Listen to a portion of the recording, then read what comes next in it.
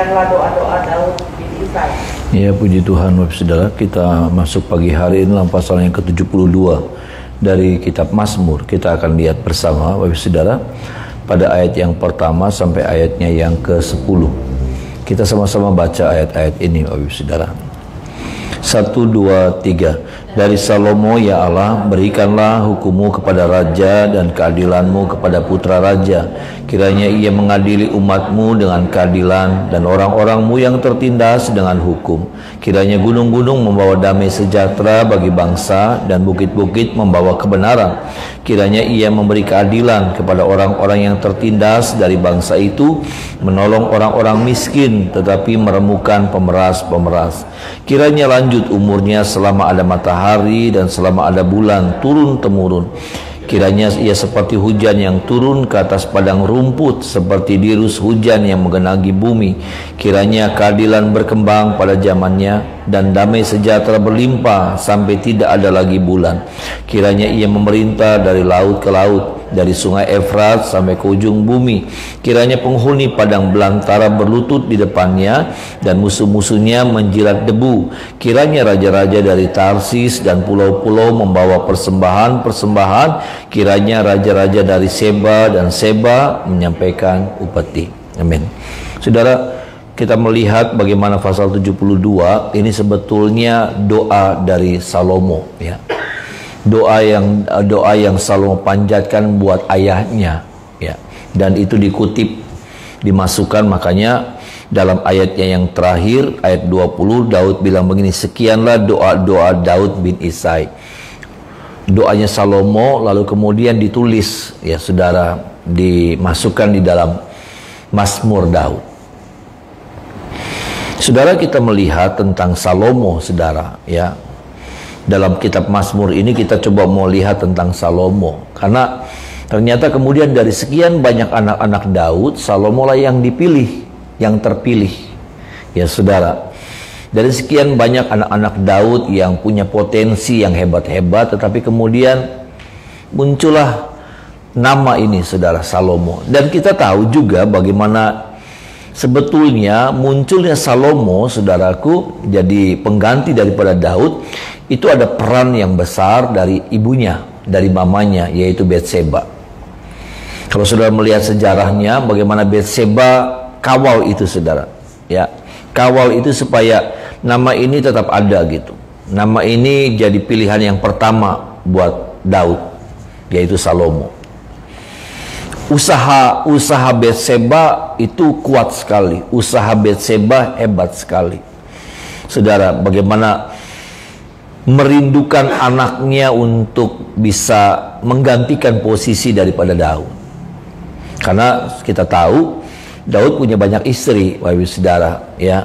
Dan tiap-tiap istri Daud ini juga punya ambisi yang sama, punya kerinduan yang sama supaya anaknya lah yang akan menggantikan. Anaknya lah yang akan menjadi raja di kemudian hari menggantikan Daud. Saudara, terlepas dari semuanya yang saya lihat, Bapak Ibu Saudara, ya, yang saya lihat, terlepas dari semuanya kita melihat bagaimana ada peran daripada Salomo itu sendiri. Ya. Saudara, ada banyak orang, saya mau bilang begini, ada banyak orang yang berdoa buat kita. Ada banyak orang yang mengharapkan sesuatu yang baik, walaupun banyak juga yang tidak mengharapkan yang baik terjadi, saudara. Tetapi ada banyak orang yang berdoa buat kita. Istri, suami, anak-anak, orang tua berdoa buat kita. Keluarga kita berdoa buat kita. Gereja, hamba Tuhan, dan banyak yang berdoa. Saya tahu banyak orang yang berdoa buat saya, dan saudara juga harus tahu banyak orang yang berdoa buat Bapak Ibu Saudara. Ada amin Bapak Ibu Saudara, ya. Anak-anak, ya, istri, suami berdoa buat saudara, ya. Suami berdoa buat istrinya, istri berdoa buat suaminya, orang tua berdoa buat anaknya, anak berdoa buat orang tuanya, seperti itu. Tapi yang saya lihat, saudaraku, ya, Betseba juga berdoa kuat untuk supaya Salomo naik. Tapi yang ini yang saya mau tekankan pada pagi hari ini, Bapak Ibu Saudara, bahwa ada sebuah usaha dari Salomo sendiri. Ada sesuatu yang ditampilkan dari Salomo sendiri. Ya. Itulah sebabnya, saudaraku, salah satunya apa? Dia berdoa buat ayahnya. Dan saya tidak menemukan ada doa dari anak-anak Daud yang disampaikan buat Daud, saudara, kepada Tuhan. Nggak ada. Ya, mungkin saya salah ya, saudara. Tapi ini Daud jadi bangga gitu ketika dia tahu anaknya berdoa buat dia. Daud jadi bangga. Ya, makanya apa? Sengaja Daud sadur itu doanya Salomo dimasukkan ke dalam Mazmur pasal yang ke-72 ini. Kenapa? Karena bangganya Daud, karena dia bangga, dia senang dong, saudara. Ya, kita juga senang ketika ada anak kita yang berdoa buat kita. Ada amin, saudara ya. Ada anak-anak kita yang berdoa sungguh-sungguh buat kita sebagai papanya, sebagai mamanya. Maksud saya di sini bagaimana Salomo, saudaraku, ya memang betul peran mamanya, ibunya kuat untuk membuat Salomo menjadi penggantinya Daud. Tetapi yang saya mau katakan di sini adalah bagaimana Salomo menunjukkan sikap gitu. Dia juga menampilkan satu pribadi yang baik. Dia juga menampilkan satu sikap yang baik. Karena saya percaya kalau dia tidak menampilkan sikap yang baik, dia tidak mungkin dipilih sama ayahnya. Betul, saudara? Ya. Dia harus menampilkan satu pribadi yang baik. Sampai apa? Daud tertarik sama Salomo. Daud akhirnya memilih Salomo. Kriteria-kriteria ini ada sama Salomo. Kenapa? Karena memang Salomo membangun hidupnya yang seperti itu. Sikap yang baik. Saudara, saya percaya, saudara, berkat itu bukan hanya karena kita beribadah, bukan hanya karena kita baca firman, suka berdoa. Tapi saya percaya juga berkat itu bisa datang, saudaraku, berkat itu juga datang karena sikap kita, sikap yang baik. Ada amin, saudaraku, ya. Kalau kita punya sikap yang baik, saudara, maka kita menarik berkat.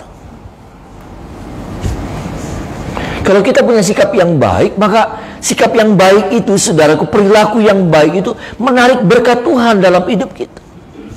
Ada amin, saudaranya. Kadangkala, saudara, yang jadi masalahnya Kristen kita nih, saudara, seringkali jadi punya dua dunia.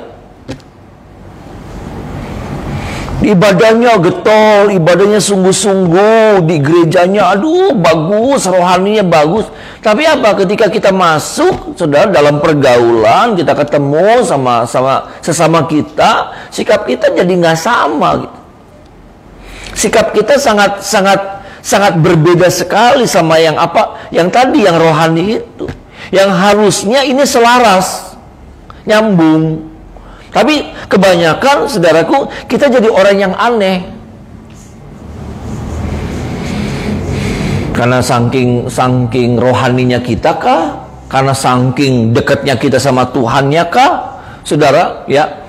Jadi ketika kita ada di tengah-tengah pergaulan, kita jadi satu pribadi yang aneh, jadi satu pribadi yang gak menyenangkan, jadi satu pribadi yang nyebelin gitu. Kata-kata kita, sikap kita, dan banyak. Saudara tahu, ya, saya ingat ketika saya sedang mempersiapkan ini, saya tidak tulis ayatnya sih, saudara. Tetapi dari sekian, kita sekarang lihat Salomo ya, saudara. Dari sekian banyak istri Salomo punya 700 istri dan 300 gundik. Ya, sudah banyak banget.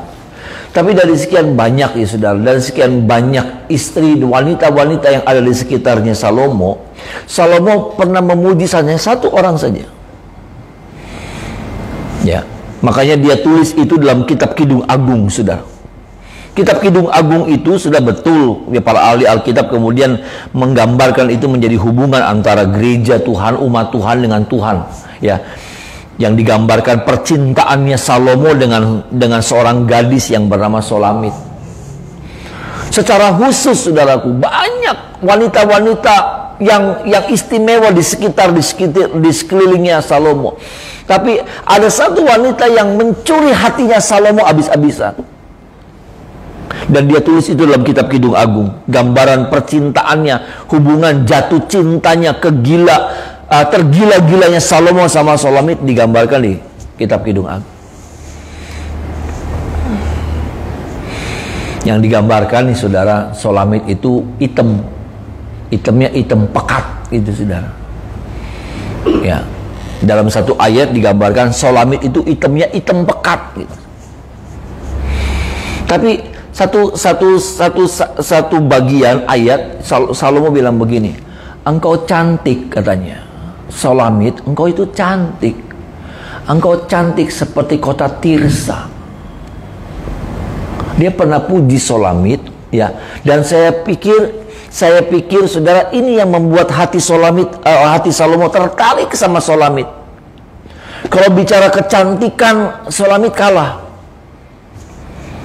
Solamit kalah, saudara. Karena digambarkan nih, saudara, hitamnya tuh hitam pekat gitu. Hitam apa gitu dalam bahasanya Salomo, dalam bahasanya Alkitab.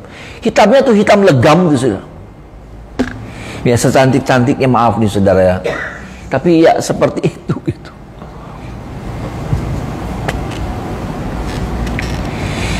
Yang kalau lagi mati lampu tuh, saudara, nggak kelihatan. Iya. Makanya saudara, kalau lagi malam-malam tuh ya, lagi malam-malam kalau nyebrang tuh jangan pakai baju hitam. Karena kalau sudah pakai baju hitam tuh nggak kelihatan, saudara. Beneran. Kalau sudah nyebrang gitu, itu lebih beresiko untuk ditabrak orang. Nah, itu kenyataan, itu bukan lagi guyon-guyonan, tapi memang betulan, saudara. Kalau orang pakai baju putih atau pakai baju yang lain lebih kelihatan gitu. Orang yang nyetir itu lebih gampang kelihatan. Tapi kalau hitam gitu tiba-tiba kayak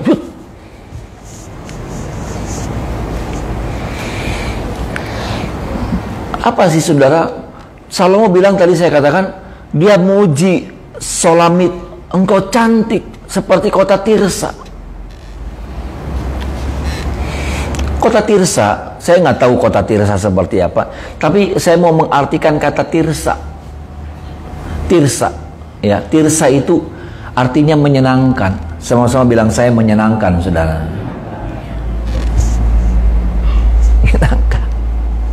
Jadi ternyata kecantikan bisa kalah sama apa? Kalah sama sikap ini.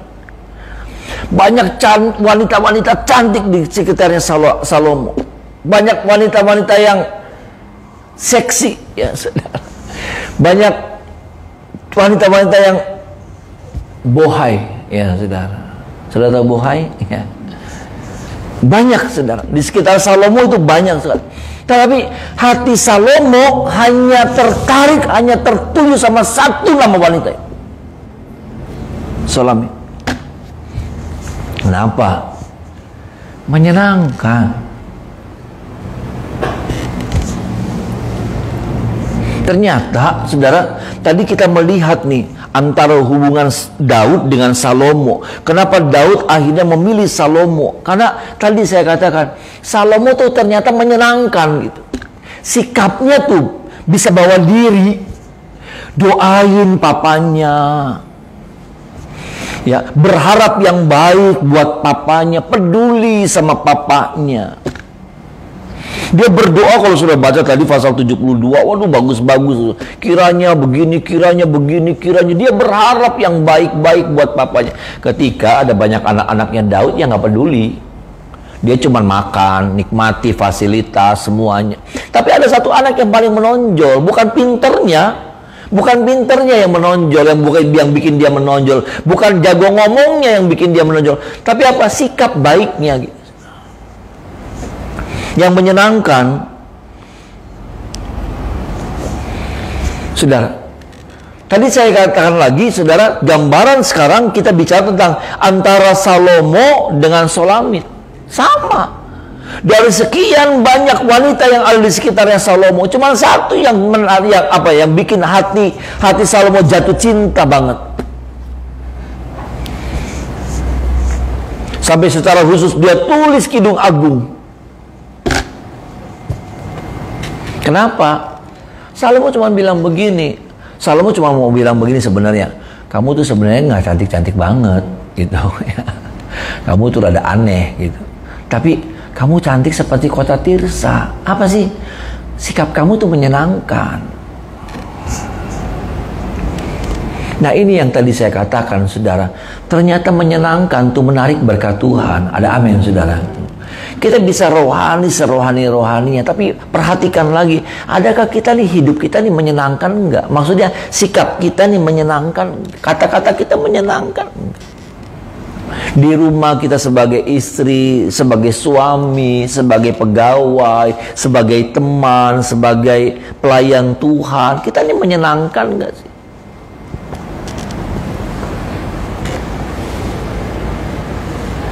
Atau kita jadi satu pribadi yang aneh gitu, yang kalau ngomong nggak nyambung, kalau ngomong selalu jadi salah apa namanya, jadi salah apa, jadi error gitu, jadi miskomunikasi, ngomongnya begini, ininya begini, ngertiinnya begini. Maaf nih saudara, ini kan firman buat kita juga, buat kita semua. Ada amin saudara tuh. Kita ngomongnya begini, salah tangkep begini. Kita begini jadi terus aja begitu. Di tempat kerja juga sama. Kita jadi satu pribadi yang gak menyenangkan. Susah orang deketin kita. Kita jadi orang yang gampang kesinggungan.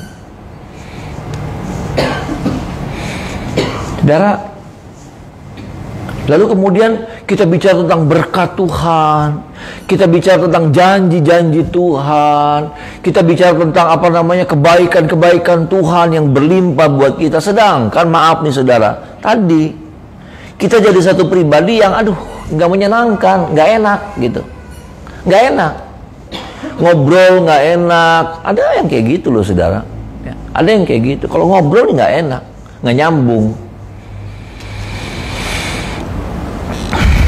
Maunya di ngertiin, tapi nggak mau ngerti orang lain. Maunya didengar, tapi nggak mau dengar omongan orang lain. Maunya didoain, tapi nggak pernah doain orang lain. Salomo sudah dia bersikap, dia bisa ambil hati ayahnya. Dia bisa bersikap yang baik gitu, dia bisa bersikap yang menyenangkan. Ini terlepas daripada ibadah kita nih saudara. Karena sekali lagi, kadangkala ini jadi nggak segaris antara ibadah dan sikap kita. Ada orang-orang yang kemudian ibadahnya, aduh ampun, tapi sikapnya nggak menyenangkan. Ada orang-orang yang saya dengar kalau berdoa tuh, aduh berjam-jam gitu, tapi sikapnya jadi aneh.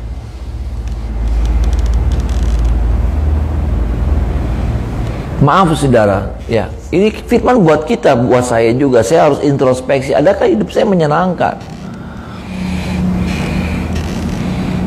Kita bukan berarti menyenangkan semua orang, bukan saudara. Tapi artinya gini, menyenangkan gitu, nggak aneh sikap kita, nggak nyebelin sikap kita, nggak nyebelin apa namanya karakter kita, kata-kata kita nggak nyebel. Saya cuma mau bilang bahwa kalau kita miliki sikap yang seperti ini, nggak heran saudara, kita akan dikejar sama berkat Tuhan. Ada amin saudara? Amin ya. Saya suka lihat nih saudara, kalau saya mau belanja nih di online ya saudara, saya mau belanja di online, saya lihat reviewnya ya kan, orang-orang yang sudah belanjanya kayak apa nge-reviewnya ya. Dan ada orang-orang yang nulis begini, sellernya apa, good respon, fast respon, baik apa gitu saudara. Ya, maksudnya senang gitu. Apa namanya, si penjualnya nih, kalau ada apa-apa keluhan cepat responnya, cepat responnya, baik, ramah, dan banyak gitu, penjualannya banyak, ya, laris, barangnya nih laris, saudara. Tapi ada orang-orang yang kemudian ketika itu sudah di review, lalu kemudian aduh nggak bagus, apa namanya, nggak ramah, lambat, apa macam-macam. Nah itu punya dampak. Itu punya dampak. Dan tolong kita ya saudara, supaya ini dulu nih saudara, ya, maksudnya ini nih harus beriringan antara rohani kita, ya, antara rohani kita, ibadah kita, doa kita gitu, apa namanya, pembacaan firman kita, Itu bagus, bagus kita bangun terus. Tapi jangan lupa bangun juga sikap baik itu. Bisa bilang amin saudara ya. Bangun juga, hadirkan itu juga sikap baik. Karena itu juga mendatangkan berkat Tuhan dalam hidup kita. Tadi yang seperti saya katakan, Salomo kenapa dia dipilih dari sekian banyak anaknya Daud? Ya sikap ini.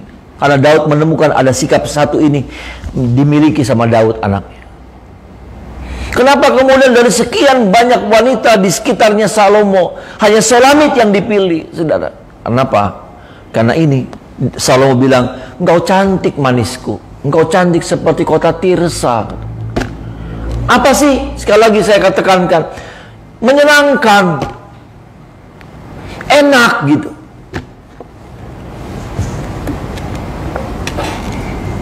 Jadi pribadi yang, jadi anak-anak Tuhan yang menyenangkan. Ada amin saudara ya. Bukan hanya menyenangkan Tuhan saja, tapi kemudian kita nggak bisa jadi pribadi yang menyenangkan buat orang-orang di sekitar kita. Tapi kita harus bisa menyenangkan hati Tuhan. Kita harus jadi pribadi yang bisa menyenangkan orang-orang yang ada di sekitar kita. Sikap kita, kata-kata kita, ya, dan banyak hal lain lagi. Hal yang kedua yang saya temukan, saudaraku, kenapa Salomo kemudian yang dipilih sama Daud, saudara? Ya, kenapa Salomo yang dipilih sama Daud? Yang kedua yang saya temukan, dia menabur yang baik, saudara. Sama-sama bilang sama saya, menabur yang baik, saudara. Dia menabur yang baik, saudara. Ya, kalau saudara lihat, saudaraku ya, dia bilang begini, kiranya ayat 9 ya, saudara. Ayat 9, ayat 8 sampai ayat yang ke-10 saja, saudara. Atau sampai ayat yang ke-11. Ya, saya bacakan. Kiranya ia memerintah dari laut ke laut, dari sungai Efrat sampai ke ujung bumi. Kiranya penghuni padang belantara berlutut di depannya, dan musuh-musuhnya menjilat debu.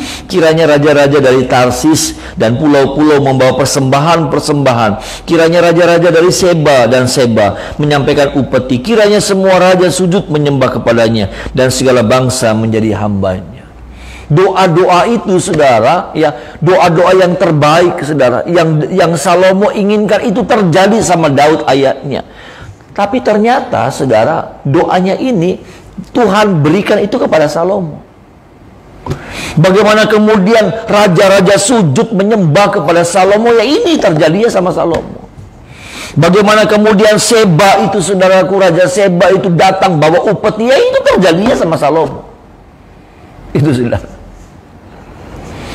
Bagaimana kemudian penghuni padang belantara berlutut di depannya, saudara. Itu Salomo. Di zaman Salomo, saudaraku, saudara, Israel dibuat aman dan orang-orang banyak yang dikalahkan dalam zaman itu. Makanya apa? Dalam zaman Salomo, saudaraku, kekayaan Israel itu luar biasa. Orang bawa emas upeti, saudara, tiap tahun. Makanya zaman keemasan zamannya Salomo. Ini yang saya katakan, saudara. Dia menabur yang baik. Dia mendoakan ayahnya dengan doa yang seperti ini, dan ternyata itu terjadinya sama dia gitu. Ada yang terjadi dalam zaman Daud, tetapi puncak-puncaknya itu terjadinya di zamannya Salomo. Kehidupan kita nggak bisa lepas dari tabur tuai. Ya, kehidupan kita nggak bisa lepas dari yang namanya tabur tuai. Dan Salomo, kenapa Salomo yang tadi saya katakan dipilih dari sekian banyak anak-anaknya Daud? Karena dia menabur yang baik.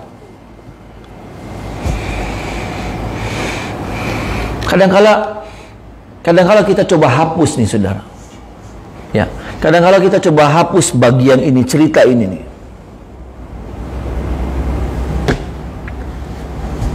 Yang kemudian orang ganti, tutup itu dengan apa? Dengan cerita tentang anugerah, grace.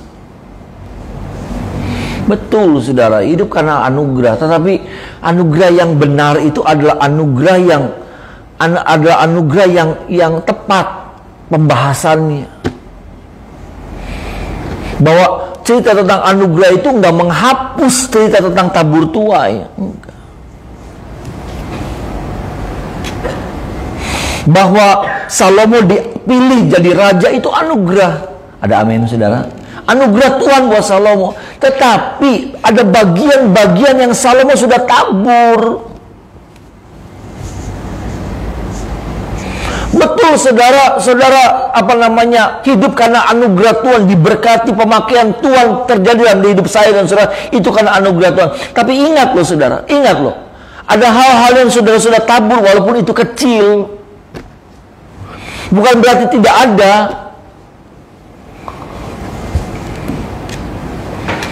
Kita seringkali orang menggantikan cerita tentang tabur tuai itu, tutup itu dengan anugerah, sampai nggak kelihatan itu cerita tentang tabur tuai.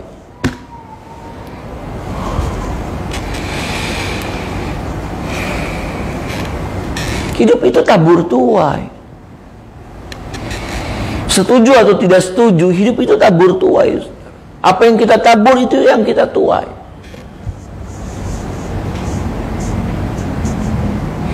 Dan Alkitab juga bilang sama kita bahwa yang menabur baik, ya menuai baik. Yang menabur jahat, ya menuai jahat.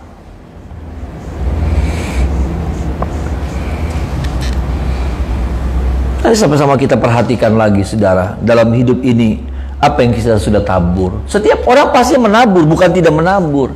Tapi ada yang menabur kebaikan, ada yang menabur ketidakbaikan. Itu aja. Ada yang menabur kebaikan, ada yang menabur ketidakbaikan. Saya nggak mau menabur, yang nggak bisa. Memang setiap hari kita menabur. Perhatikan sama-sama supaya saya percaya hari-hari ke depan kita seperti apa, itu tergantung taburan kita kemarin dan hari ini. Bisa bilang amin, saudara. Seperti apa kita besok, lusa, ya. Itu tergantung bagaimana taburan kita hari-hari ini kan kemarin.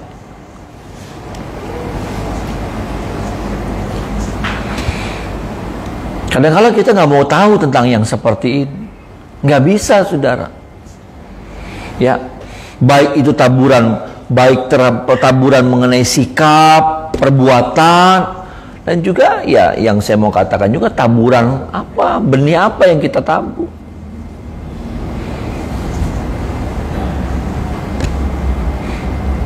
Uang kita juga jadi taburan. Korban kita nih saudara jadi taburan.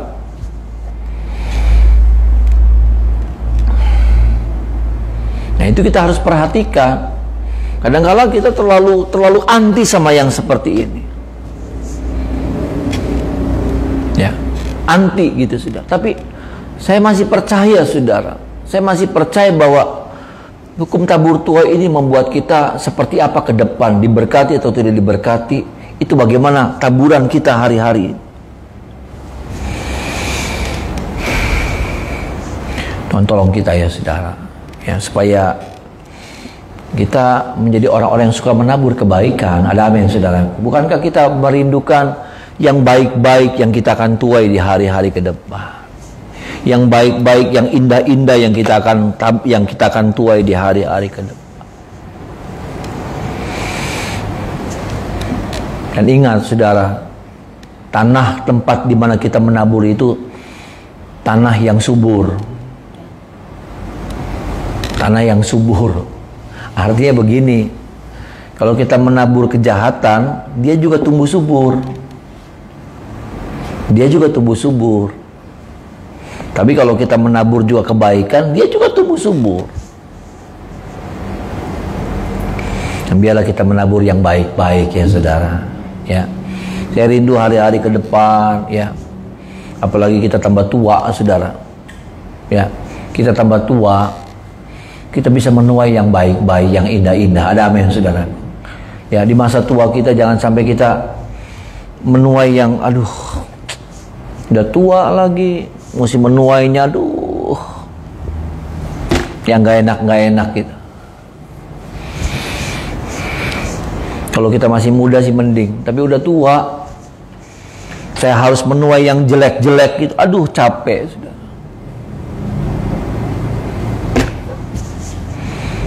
Tapi biarlah hari-hari ke depan kita akan menuai yang baik-baik. Ada amin saudara. Kenapa? Karena kita menabur yang baik-baik. sikap kita, perbuatan, kata-kata kita, pelayanan kita juga jadi taburan. Ya, pelayanan kita juga jadi taburan. Percaya saudara, apa yang saudara kerjakan sekecil apapun dalam pelayanan, Tuhan perhitungkan. Ada amin saudaraku. Saya lihat itu. Saya lihat orang boleh tutup mata, orang boleh lupakan apa yang saudara kerjakan. Tapi Tuhan, Dia pemilik tanah itu, Dia nggak pernah lupa dengan taburan saudara dan saya. Dia akan memperhitungkan segala sesuatunya. Dan kalau engkau menabur yang baik, jangan kaget. Engkau akan menuai yang hebat-hebat dalam hidup ini, saudara.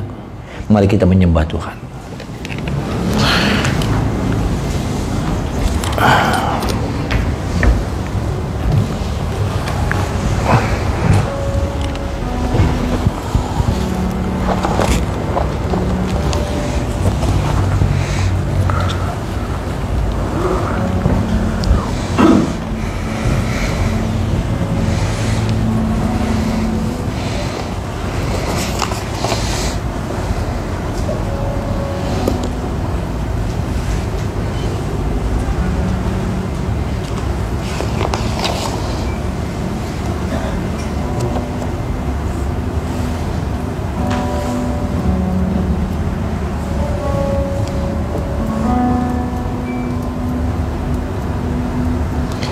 Belas 63 saudara.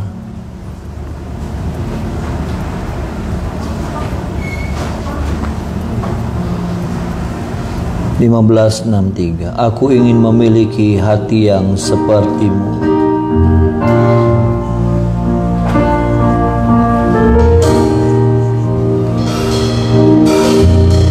Aku ingin memiliki hati yang sepertimu. Aku rindu mengasihi seperti Kau mengasihi. Biar ku memuliakan nama-Mu seumur hidupku dan mengasihi-Mu.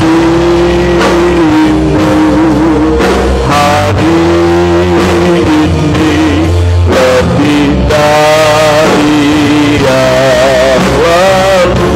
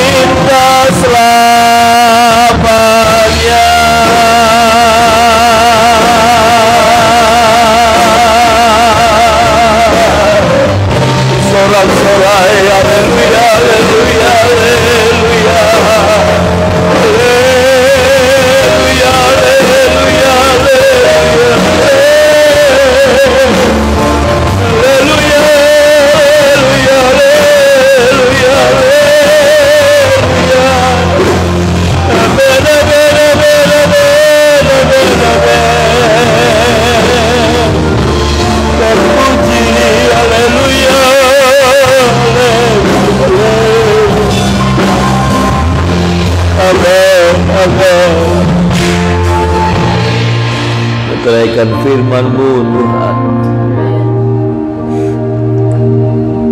tanda kasih kami kepadamu itu juga menjadi taburan kami ya Tuhan.